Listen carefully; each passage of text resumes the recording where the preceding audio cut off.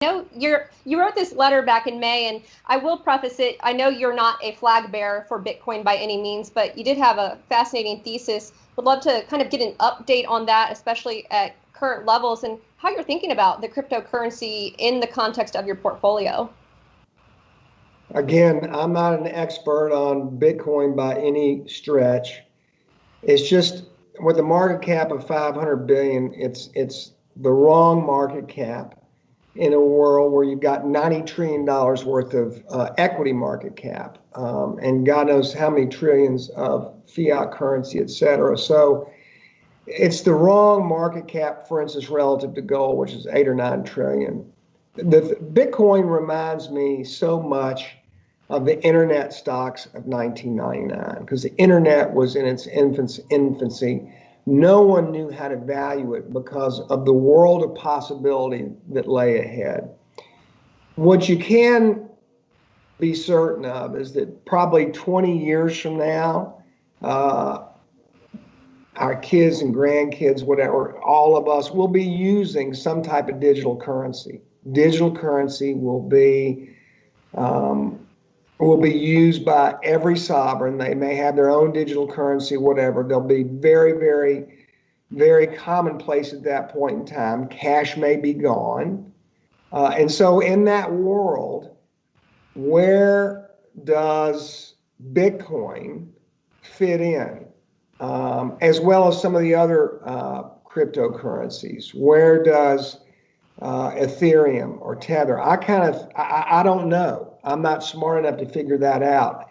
I think that Bitcoin, if I really had to kind of guess what the future is going to be, it's going to be a lot like the metals complex, where you have precious crypto. That might be Bitcoin.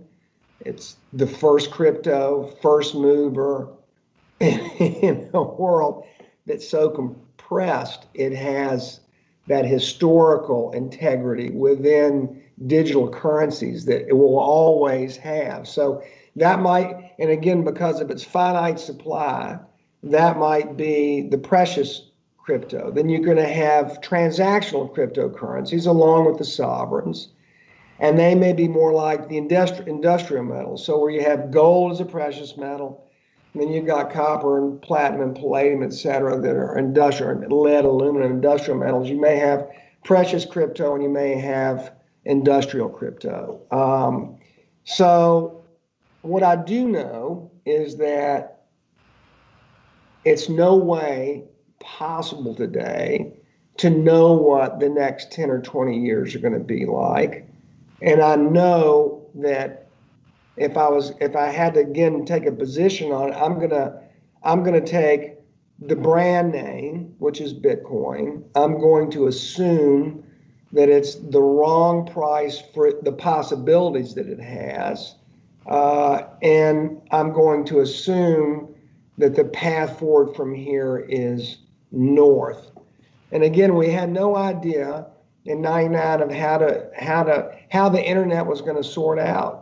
And there were some companies that obviously, if you owned in '99, despite the crash that came after that, did just incredibly well and ended up becoming dominant players in the world. That's what's going to, my guess is that's what we're going to sort through, that kind of crazy competition, winners and losers, et cetera, in the digital world.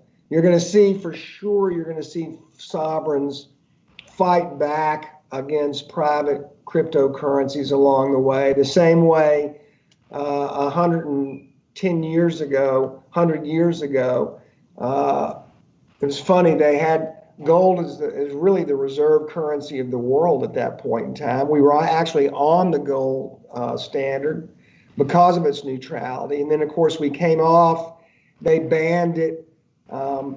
It's hard to understand what the future of a currency, any particular currency, is going to be. So again, I think crypto is going to have a crazy rocket ship ride up and down along the way. But my guess is that something like, or Bitcoin in particular, will be substantially higher 20 years from now than where it is right now. And who knows what role it has in the monetary system. Yeah, it's a fascinating thesis.